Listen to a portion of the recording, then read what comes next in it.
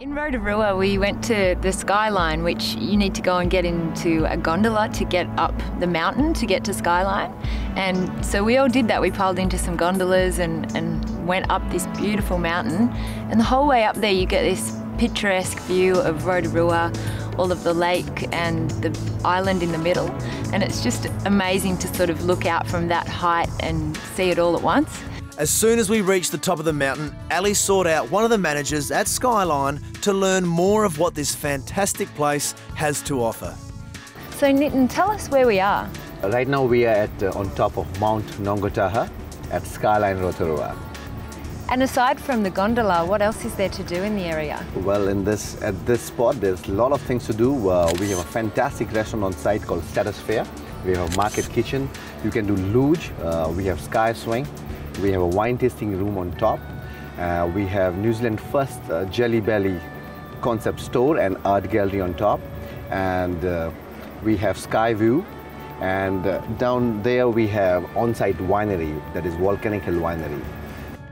We made our way to the winery where Brent gave us some of his amazing Volcanic Hills wines, and they were just sensational. Like, I know New Zealand is known for its white wines and whatnot, and they were just all very unique, much like their maker.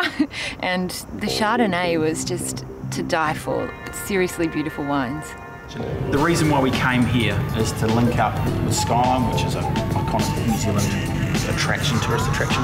We like to bring wine to people rather than people to wine, due mainly that people don't really like going to wine regions anymore. So when you come here, you see Marlborough Sauvignon Blanc, you see Marlborough Pinot Gris, Hawke's Bay Chardonnay, Central Otago Marlborough Pinot Noir. Do the best of New Zealand, but do it here, make it here in Rotorua, and have a bit of Providence behind it as well. This is New Zealand's biggest selling wine variety. New Zealand's Marlborough Sauvignon Blanc. It's the thing that makes it. If you walk into a bar in Australia and the UK and Canada for that matter, you'll probably ask for white wine and you'll get a Marlborough Sauvignon Blanc. It's really good. It kind of hits the back of the tongue like a minute later, doesn't it? Yeah, it's tasty. Where does the name Volcanic Hills come from? Well, originally we were going to call the company Volcanic, but Volcanic's a very masculine name. The reason why we're going to call it Volcanic is when you look out the window here in Rotorua, you can see one of the bigger craters from a volcano. Lake Rotorua was originally a crater, volcano, blew the top off it. You can see around to our right here is Mount Tarawera, which erupted in 1886 and covered the pink and white terraces. It's synonymous with what Rotorua and the area is about, so Volcanic Hills is a bit of our history.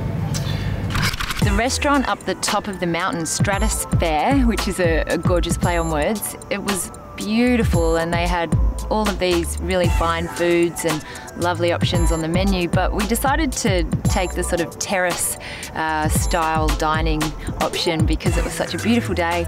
We could take in the views, and you know, why wouldn't you want to make the most of something like that on a beautiful day? So we sat outside and had some delicious pizzas and enjoyed some more of the wine. Keep watching, because later in the program we see some prehistoric wildlife.